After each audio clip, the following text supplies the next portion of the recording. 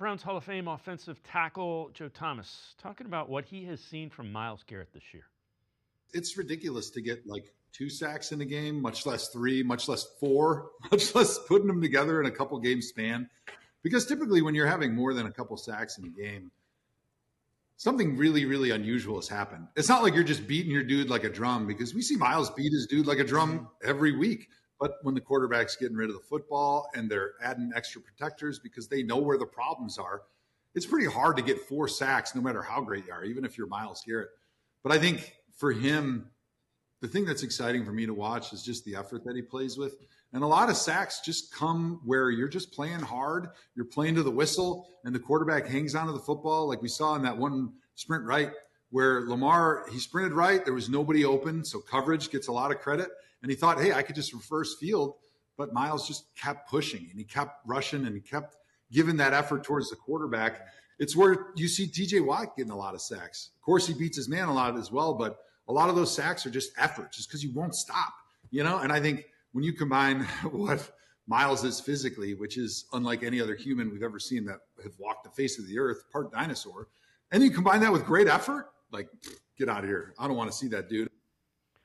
Pete, the thing that's amazing is you see in many instances, they're trying to chip him and double team him, and he still ends up with sacks. It's not really different than what he's always done. The difference to me is everybody else.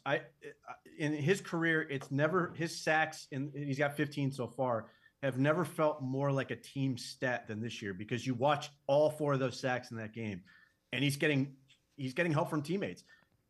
He tries to roll to the right. Mason Graham and Isaiah McGuire take away those lanes for Lamar Jackson.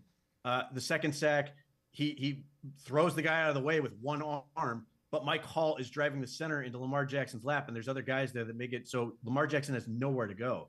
So, 2 of the other 2 sacks, Mason Graham gets the initial pressure and forces the quarterback off his spot and puts him in a situation where now Myles Garrett can just chase him down.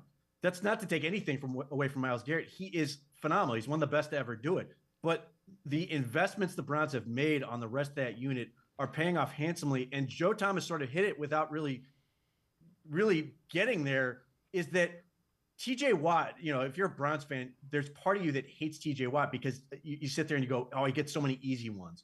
Well, all of a sudden, we're watching Myles Garrett get the easy ones that he never got before. Every other time, it's always been he has to do something superhuman and beat the defense by himself. That's no longer the case, and now he gets to just feast on this, and that's why I say it's legitimately he touched on the coverage too, which has been great.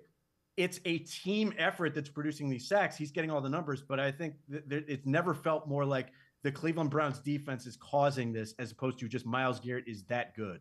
Well, you mentioned the 15 sacks, so take a look at this. This is how it stacks up. He has as many sacks as the Ravens and the Jaguars, fringe playoff teams, more sacks than the Bengals and the 49ers.